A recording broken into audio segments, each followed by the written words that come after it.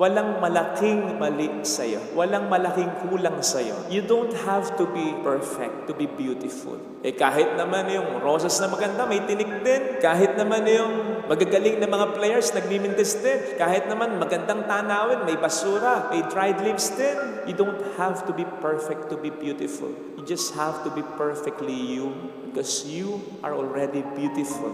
Yung mga kakulangan, kapintasan mo, bahagi yan ng kagandahan mo sapagkat minarapat ng Diyos na maging bahagi ito ng pagkatao. Again, no one is perfect. May mga kakulangan tayo. At yung kakulangan na yan, talagang dinesign ng Panginoon yan para kompletohin ka ng taong magmamahal sa iyo. Kung paanong kukompletohin mo rin ang kakulangan sa taong mamahalin mo. Pero hindi ibig sabihin, necessary dapat asawa mo. Tama namang iba yung pagmamahal ng isang asawa. Pero, kaya mo nasabi yung iba ang pagmamahal ng isang asawa, iba rin ang pagmamahal ng isang ina, ng isang ama, ng isang kapatid, ng isang kaibigan. Basta ang mahalaga, may mahalin ka at sa'yo ay may pagmahal talaga. Na sigurado namang meron, naniwala ka.